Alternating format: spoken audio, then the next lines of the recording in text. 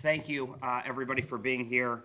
I first want to thank our crews who have worked numerous hours, numerous shifts. We have 50 trucks out in our 50 plus right now in our streets. I want to thank my staff who's been working round the clock.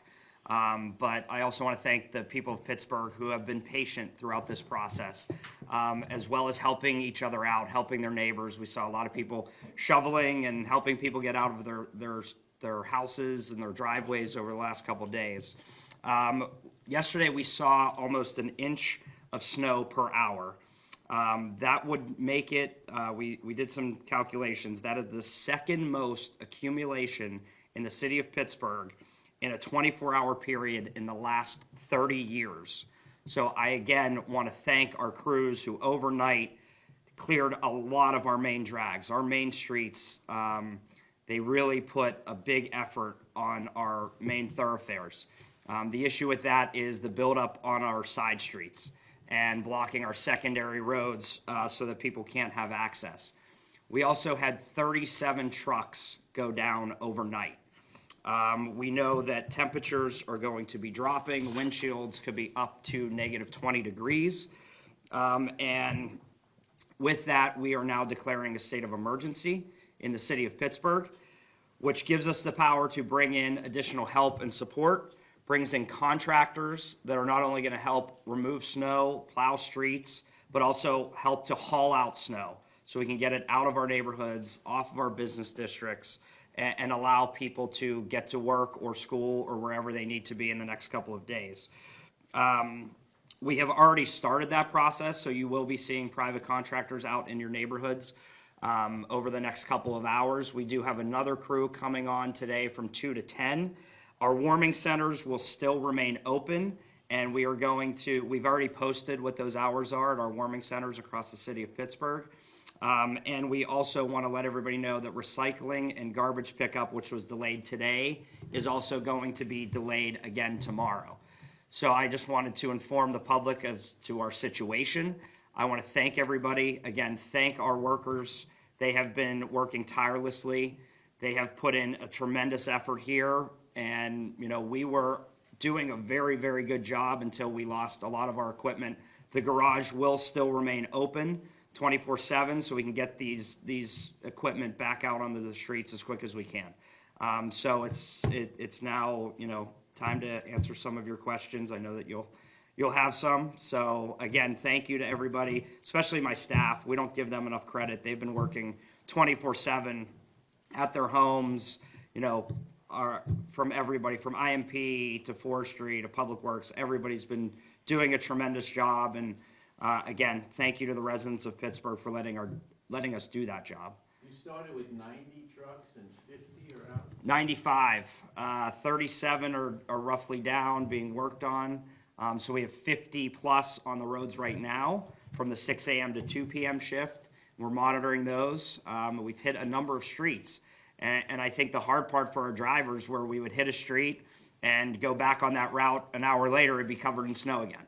So, it's taken a toll. And I will say that, our Public Works divisions and those drivers that have been up overnight, some working double shifts, have done a tremendous job. Well, the garage can only turn around a fraction of those, is that correct? Correct, which is why over the first night we had 4 go down on the first go round, then we had another 4 go down, got a couple of them back out, but then last night into this morning, when you lose 37, we don't have an option right now. So it's nothing that the workers weren't doing. They were doing their very best. But with 37 trucks down, we have no choice but to do this. And, we want to make safety is a priority. That's the reason we're doing this. This is about the safety of the residents of the city of Pittsburgh. And we're not taking any chances, which is why, we're doing a state of emergency so that we can get the support that we need and that the residents need. You get money from the state and the feds in a state of emergency? No. Where do you get the resources to hire contractors and the like? Yeah, again, this is why we have reserves in the city. We also know we have budget issues that we've walked into. But this is something that we're not taking any chances on. So if we have to go into our reserves to save lives, we're doing it.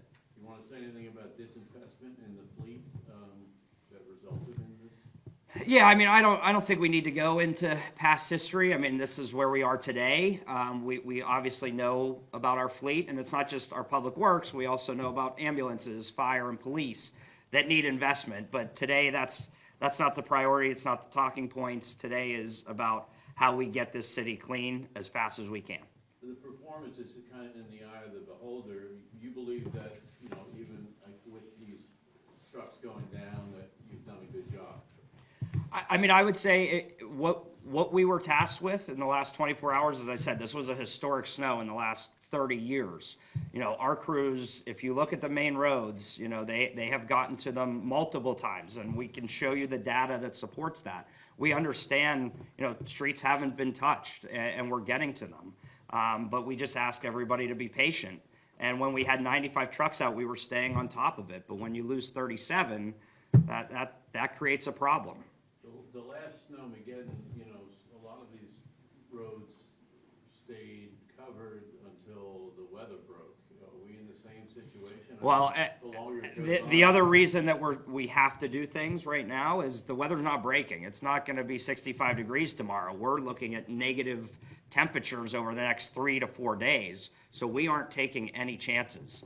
We're calling in as many people to help as possible while our crews are continuing to work every day. And you know, the credit, it's hard. It's hard on them. And when the equipment goes down and you've been doing your best, they're also stuck. And I think that's a big problem. And again, we don't want to just say that, but we want to continue to thank them for doing their work. We're on the radio constantly, thanking every shift. You know, in the middle of the night, getting up, thanking the shift workers, especially our first responders too, who are having to adjust to this and get into work so that they can be prepared to save lives. Can you speak to how this is going to affect, obviously, salting now as you guys look to change over to salting, and we know that the temperatures are dropping extremely low. You're already down a third of the fleet. Obviously, this is going to take a big hit. What should people actually say? I mean, again, just be patient. You know, I think bringing in additional crews are going to help. But we were always planning on what would be the worst case scenario, especially when snow is accumulating and sitting on streets. We had these discussions throughout the week leading into it, is what will we do? How are we going to get the snow removed if, you know, 12 plus inches were to hit? And that's our process that we're doing right now. Speaking to the public safety perspective, I know there was a plan in place. Kind of how did that plan kind of unfold? How did that play out? Were there any major hiccups in that effort? Yeah, I'll allow the director to speak on that, but as you can see, we were in constant communication with everybody. And I want to say, you know, our director of operations, our chief of staff, you know, everybody did an amazing job of coordinating. And I think without having our command center upstairs with all of us in a room, we would have struggled. And that wasn't here prior to the storm. So, you know, we made an effort to get that ready so that we can have as much data possible and we can tell the people of Pittsburgh what's going on. But Public Safety Director Williams, I'll allow him to answer that specific question. Yeah, thanks for the question. Outside of what we would say routine, and when I mean routine, when we have snowfalls that come at a rapid pace, we've experienced some small challenges. This meaning our vehicles that may have had some navigation issues, stuff like that, but nothing major to report. Very pleased about our response from all of our public safety bureaus across the board. I'm in constant communication with the chiefs, who are in constant communication with their supervisors and up-channeling all information that's appropriate so we can make the decisions. Additionally, we have had our operations center, emergency operations center, up and running since the beginning of the storm, actually ahead of the storm in preparation. So the cross-coordination between all their efforts and the virtual EOC and constant communication back and forth with all of those collaborators helped us, as well as we're in the snow command, to make some of our decisions. So the movement here, moving towards this emergency, again, is ahead of what we're expecting.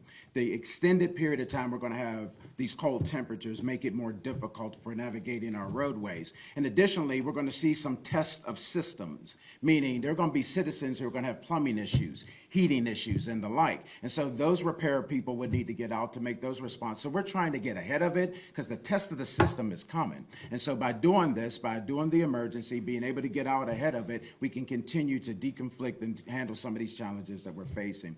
I want to last say about the phasing aspect of it. We still have the plan in place. Our chiefs are ready to respond. Their personnel and all their equipment provisions are still in place. They've activated only one portion of it, and we are ready to do additional ramp up if we need to. So they've been advised that they can move forward, but they already had plans in case the contingency was calling for it anyway.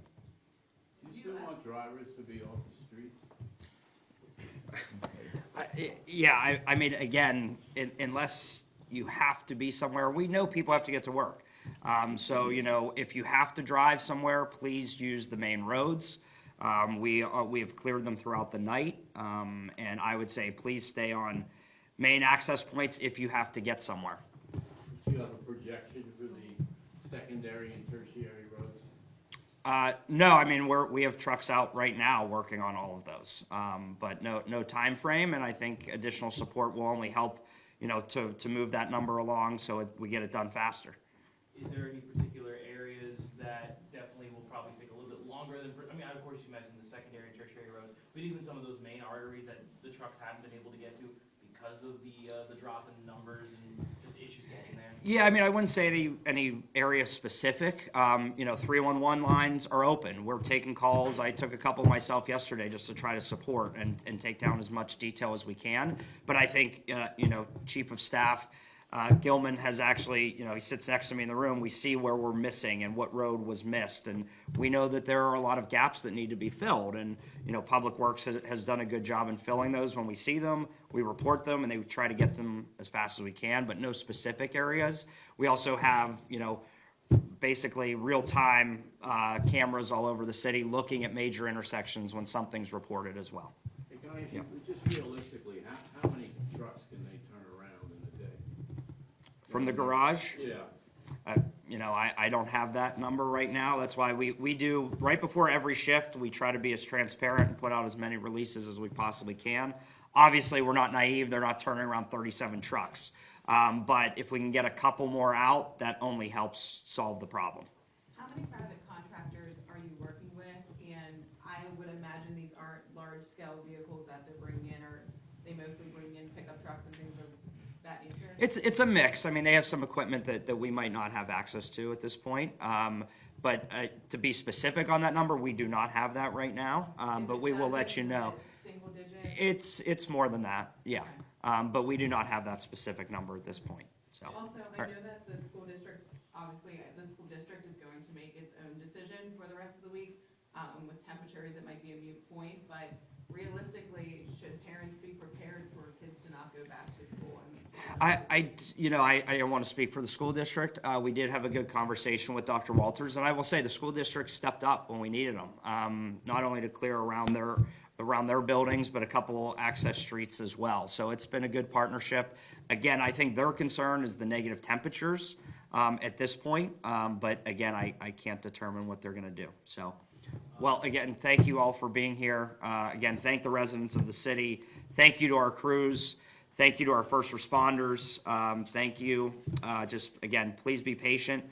We are here 24/7. Please call us if you need some assistance. Again, 911 for emergencies, obviously, but 311 if there's any snow removal questions. So, again, thank you all for being here.